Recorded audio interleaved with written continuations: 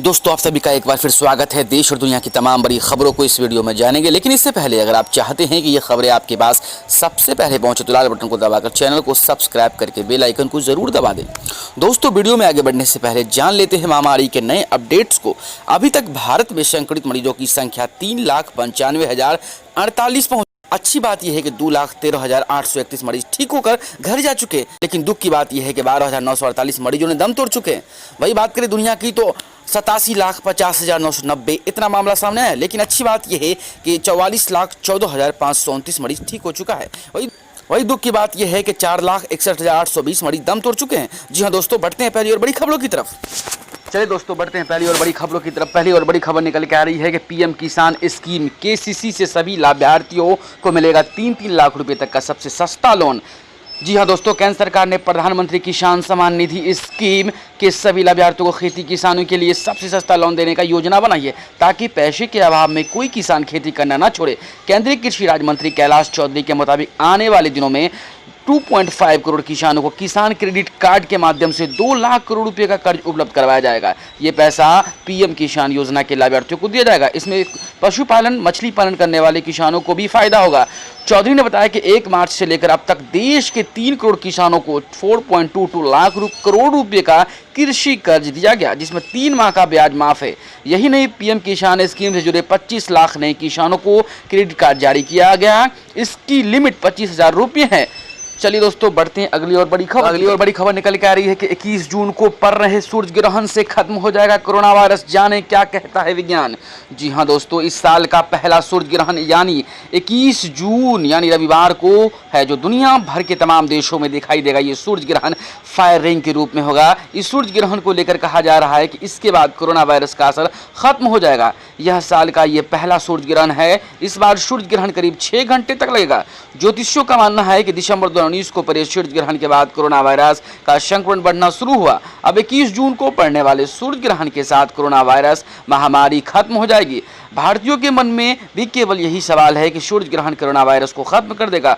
Google पर भी इस सवाल का जवाब काफी सर्च किया गया। साइंटिस्ट ने किया दावा। न्यूक्लियर और अर्थ साइंटिस्ट डॉक्टर KL सुंदरकृष्ण का कहना है कि कोरोना वायरस का संबंध पिछले साल 26 दिसंबर को लगने वाले सूरज ग्रहण से। आने वाले सूरज ग्रहण के दिन कोरोना वायरस खत्म हो जाएगा। सूरज ग्रहण के बाद निकली विखंडता ऊर्जन के पहले न्यूट्रॉन के कण के संपर्क में आने के बाद कोरोना वायरस टूट जाएगी। चलिए दोस्तों अब बढ़ते हैं अगली और बड़ी खबर निकल के आ रही है कि 14 दिन में 8.28 रुपये महंगा होकर रिकॉर्ड स्तर पर पहुंचे डीजल के रेट के सरकार को कोस रहे हैं लोग। सरकारी पेट्रोलियम वितरक कंपनी ने शनिवार को भी डीजल और पेट्रोल के दाम में बढ़ोतरी करने का फैसला किया है, जिसके बाद डीजल और पेट्रोल के दामों में क्रमशः 61 पैसे और 51 पैसे प्रति लीटर की वृद्धि की गई। इस बढ़ोतरी के साथ डीजल का मूल्य दिल्ली में 77.67 रुपये अब तक के सबसे ऊंचे स्तर पर पहुंच गया है। लगातार 14वें दिन इस बढ़ोतरी से राजधानी में पेट्रोल की दर प्रति लीटर 78.88 रुपये पर पहुंच गई। बता दें कि हाल में दोनों में डीजल और पेट्रोल में कुल मिलाकर प्रति लीटर क्रमशः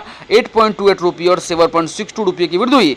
इन ईंधनों के दाम पर पूरे देश में बढ़ाए गए पेट्रोलियम पर राज्य स्तरीय करों की दरों में विभिन्नता के चलते इन भावों में बढ़ोतरी कुछ अलग अलग हो सकती है।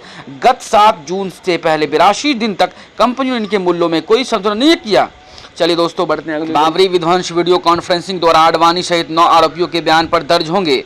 सीबीआई की एक विशेष अदालत ने तारीख का ब्यौरा देते हुए शनिवार को राष्ट्रीय सूचना केंद्र NIC के निदेशक को निर्देश दिया कि वो बाबरी मस्जिद विध्वंस मामले में पूर्व उप प्रधानमंत्री लालकृष्ण आडवाणी, पूर्व मुख्यमंत्री कल्याण सिंह और भाजपा नेता मुरली मनोहर जोशी सहित 9 आरोपियों के बयान दर्ज करने के लिए उनके आवास पर वीडियो कॉन्फ्रेंसिंग की व्यवस्था करे। विशेष न्यायाधीश SK यादव ने कहा कि NIC को आरोपियों के आवास पर वीडियो कॉन्फ्रेंसिंग सुविधा सुनिश्चित करने के लिए लिखा जाना चाहिए। जी हाँ दोस्तों, जिनको सूची इस आदेश के साथ संबंध है, आदेश के रूपांतरण के क्रम में अदालत का कार्यालय NIC को पत्र लिख रहा है।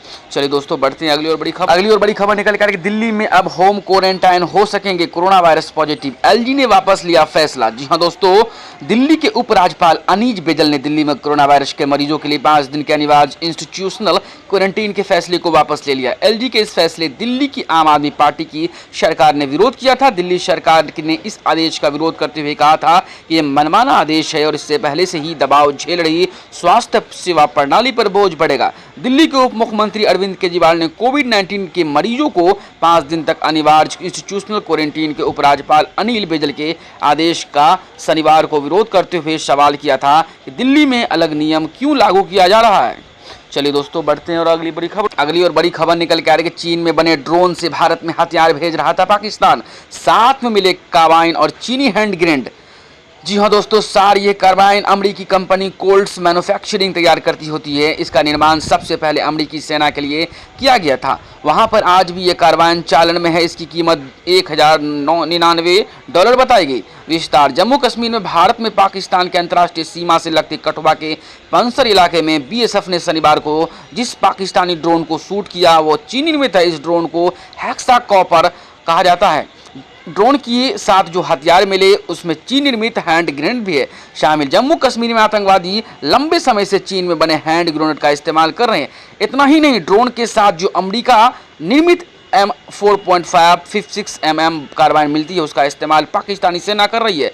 ये कार्बाइन अमरीकी कंपनी कोल्ट्स मैन्युफैक्चरिंग तैयार करती होती। चलिए दोस्तों बढ़ते हैं अगली और बड़ी खबरों में। अगली और बड़ी खबर निकल के आ रही है कि क्या पीएम मोदी ने चीनी घुसपैठ पर गुमराह किया, कांग्रेस ने राजनाथ सेना प्रमुख से उलट बयान पर सवाल उठाए। जी हां दोस्तों, प्रधानमंत्री नरेंद्र मोदी के सर्वदलीय बैठक में चीनी सैनिकों द्वारा भारतीय क्षेत्र में कोई घुसपैठ नहीं करने के दावे पर कांग्रेस ने शनिवार को एक बार फिर सरकार को आड़े हाथ लेते हुए कहा कि प्रधानमंत्री का बयान सेना प्रमुख MM नरवणे, रक्षा मंत्री राजनाथ सिंह और विदेश मंत्री S जयशंकर द्वारा पूर्व में दिए गए बयानों के उलट और विरोधाभासी है। वीडियो कॉन्फ्रेंसिंग के मामले में एक संवाददाता सम्मेलन को संबोधित करते हुए पूर्व वित्त मंत्री और वरिष्ठ नेता कांग्रेस नेता पी चिदंबरम ने कहा, कांग्रेस अध्यक्ष सोनिया गांधी ने कल सर्वदलीय बैठक में जो कहा था उसे दोहराकर मैं शुरुआत करना चाहता हूं। उन्होंने कहा कि कांग्रेस हमारे रक्षा बलों के साथ खड़ी है और ये भी पार्टी कोई भी बलिदान करने के लिए तैयार है। चिदंबरम ने कहा, कल की बैठक में अंत में प्रधानमंत्री ने अपना निष्कर्षपूर्ण बयान दिया कि लद्दाख में भारतीय क्षेत्र के अंदर कोई बाहरी नहीं आया था। इस बयान ने व्यवहारिक रूप से सबको चकित और हक्का बक्का कर दिया। चिदंबरम ने कहा कि ये बिल्कुल स्पष्ट है कि प्रधानमंत्री का बयान सेना प्रमुख, रक्षा मंत्री और विदेश मंत्री द्वारा पूर्व में दिए गए बयानों के उलट है।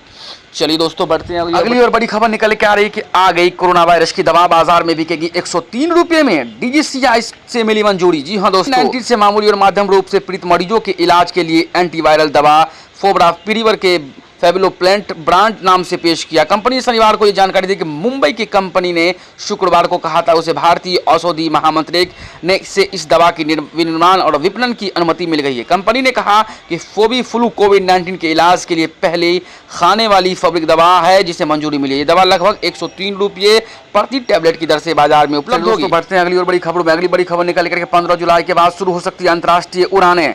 देश में कोरोना संकट के बीच एक बार फिर 15 जुलाई के आसपास अंतर्राष्ट्रीय उड़ानों शुरू हो सकती है। शनिवार को सूत्रों ने कहा कि केंद्र सरकार जुलाई के मध्य अंतर्राष्ट्रीय उड़ान संचालन फिर से शुरू कर सकती है।